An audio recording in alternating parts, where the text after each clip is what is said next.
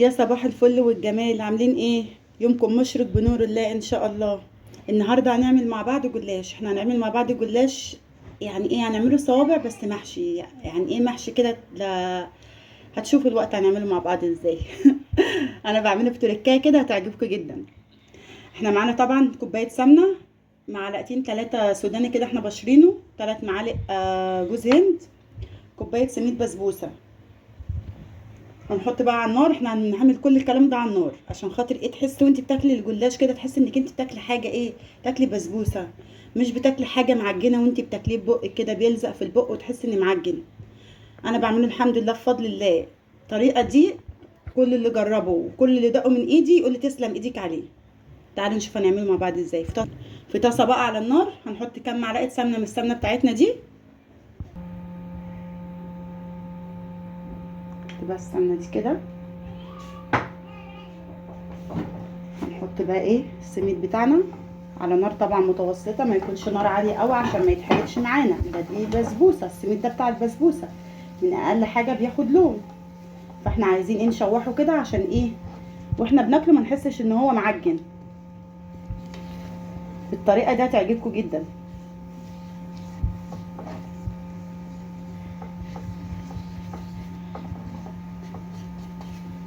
ولو عندك برضو بواقي بسبوسه حطيها برضو في الحشوه دي. عندك اي حشوه، يعني عندك مثلا كنافه حطيها برضو كحشوه.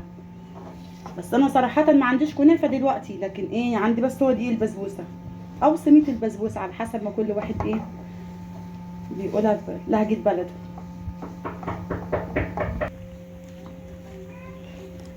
على النار طبعا هاديه يا جماعه عشان ايه؟ ده ما بيستحملش تقليب مستمر. ما تشيليش ايدك من عليه، مش مثلا تسيبيه مثلا ايه وتروحي تعملي حاجه او الكلام ده، لا، ايدك طبعا ايدك تبقى فيه.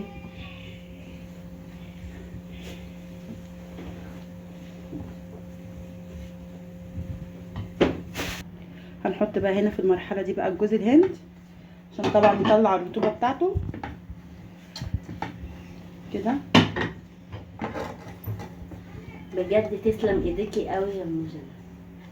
حبيبتي ريحته جامد قبل ما تعمليه. يا بنتي احنا بنصور يا بنتي. عفوا يا جماعه، صاحبتي عندي فمستنيه ما تاكل من الجلاش بتاعي. هنحط بقى معلقتين ايه عسل، ده السيرم اللي احنا عاملينه عشان بس ايه يمسك الحشوه بتاعتنا. في المرحله دي بقى نطفي النار خالص عشان لما نيجي نحشي الحشوه ما تقعش من قلب الجلاش، تفضل ايه ثابته مكانها في قلب الجلاشه كده وانت بتاكليها. عايزين تحطوا سكر حطوا، بس هي السيرم الصراحه يعني بيمسك الحشوه اكتر.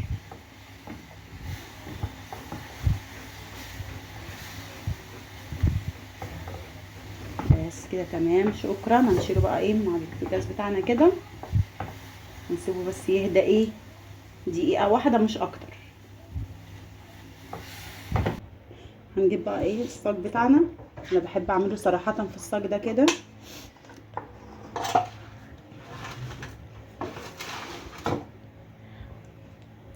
اديني بقى كله سمنه كويس.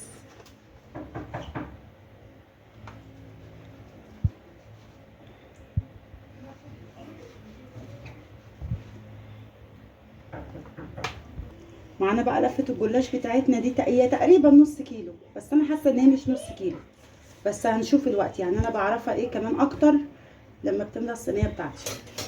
هنغطيها طبعا بالفوطه، نجيب فوطه نضيفه عشان الجلاش بينشف. واخد ايه طبعا الرخامه بتاعتنا نضيفه وزي الفل.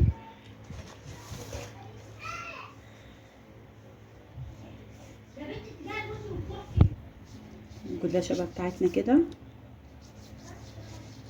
اخدنا رقرق كده.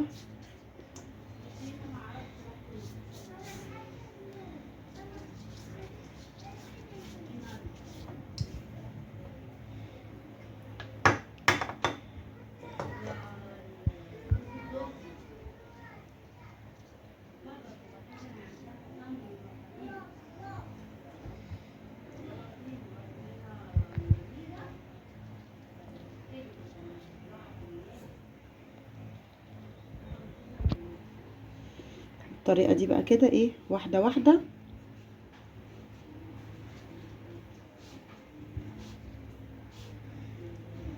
احنا خدنا بس ايه ورقة صغيرة من بتاعة الجلاش. طبعا نحط ايه كده بالطول كده، وندوس عليها كده عشان ايه تبقى طالعة متساوية. هعمل معاكم برضو واحدتين تاني عشان تشوفوهم برضو.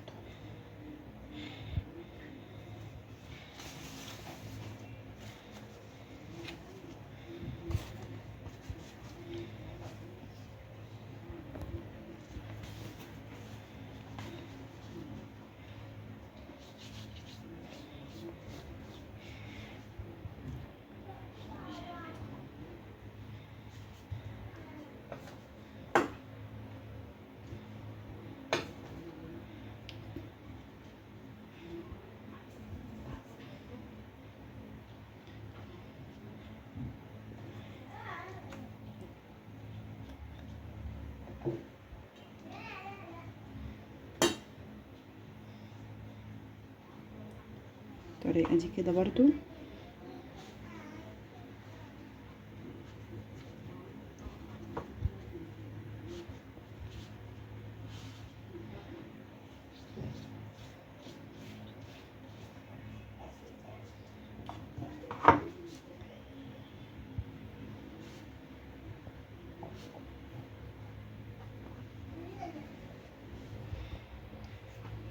كذلك برضو الشكل ده برضو كده. حابين تضيفوا كنافة في قلب الحشوة ضيفوا، حابين اي مكسرات عندكم ضيفوها برضو، بس انا الحاجة المتوفرة عندي بعمل بيها يعني.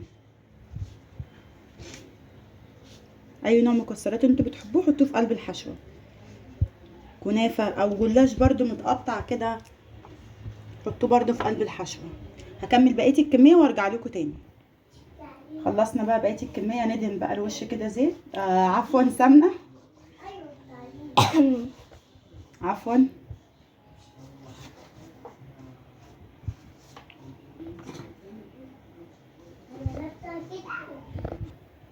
بصوا بقى كده انا خلاص دهنت وشه، وانا ايه احدد بس عشان اقطعه. انتوا على حسب برضو ما بتحبوا ايه الحجم بتاعه. انا بحب الحجم يبقى كده.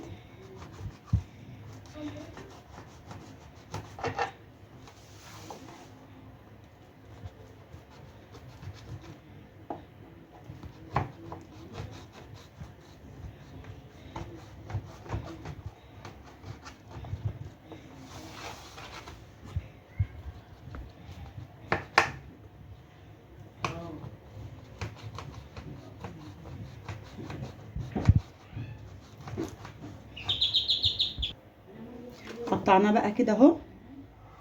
هنحطه بقى في الفرن وارجع لكم تاني. رجعنا لكم تاني بعد ما طلعنا الجلاش من الفرن اهو، لسه سخن.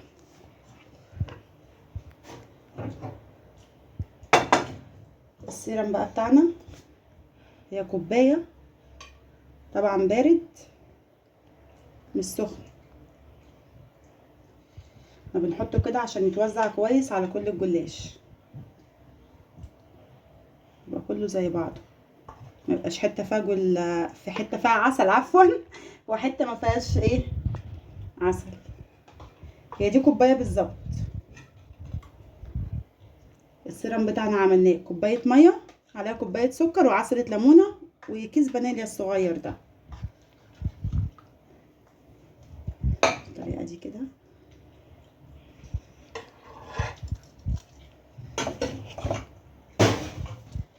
بسم الله.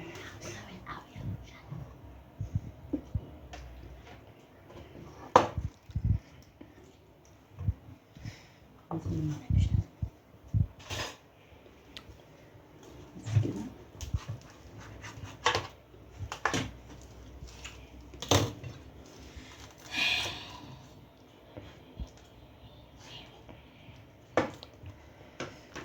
بصوا بقى، بس الجمال بقى تحفه. بتمنى بقى لو الفيديو عجبكم ما تنسوش بقى اللايك الجميل بتاعكم والاشتراك في القناه على التيك توك وعلى اليوتيوب.